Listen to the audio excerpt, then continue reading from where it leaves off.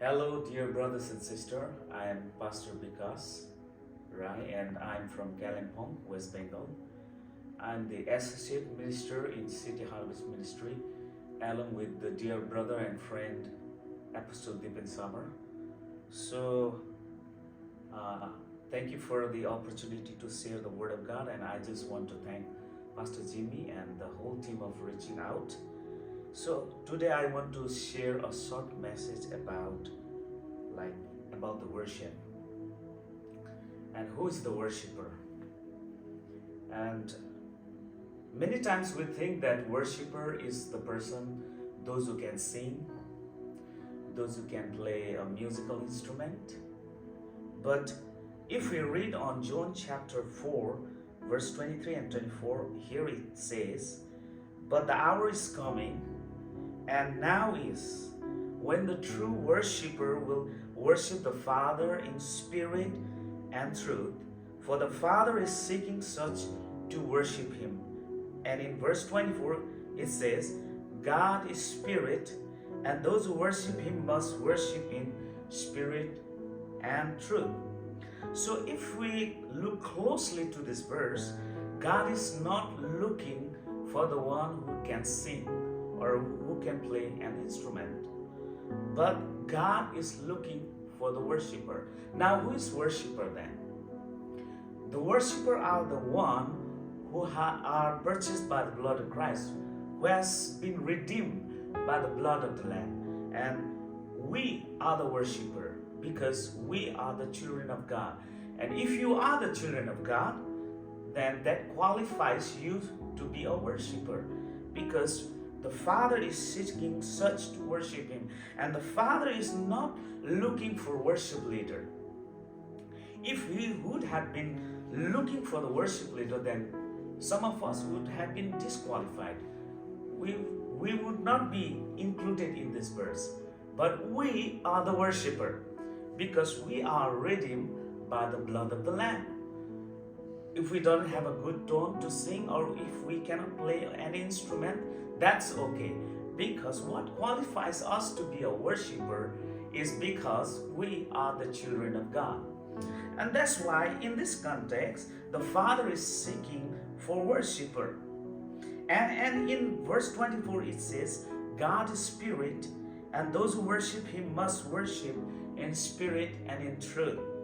Now, here it says God is spirit. God is not the body, God is not anything, but God is spirit. Now, if we want to experience God in our life, we must worship God in the spirit.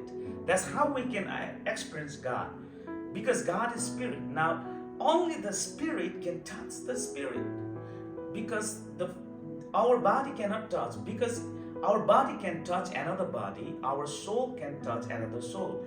In the same way, our spirit can touch the spirit. And here it says God is a spirit. What does that mean is, if we want to experience God in our lives, we have to worship him in spirit and in truth. That's how it is. And that's why what qualifies us to be a worshiper is that we are the children of God, because we are redeemed by the blood of the Lamb. So another thing I just want to say is what worship is not. And worship is not for the special people. If it would have been for the special people, then, like I said, most of us would have been disqualified. But worship is not for the special people. We all are worshiper. And that's why we say that, we are the worshiper. And another thing is that what worship is not. What worship is not is, worship is not for the special place. That's what it is. Because yes, we gathered in some place and we have a church, we gathered there. But worship is not for that place only, because worship does not have a special place. Wherever you are in these four corners of this earth, you can still worship God. Whether you are on the seaside, whether you are in the very dark and thick forest, whether you are in the middle of the ocean, where you are, alone in your room, whether you are, in the hospital, anywhere, you can still worship God, because worship is not for the special place. And another thing, what worship is not for the special time. Yes, though we have a time, because in the church we have certain time to start and certain time to finish. But worship has no time, because it's our lifestyle. Every day you have to live worship. Every day you have to have a devotion towards your God.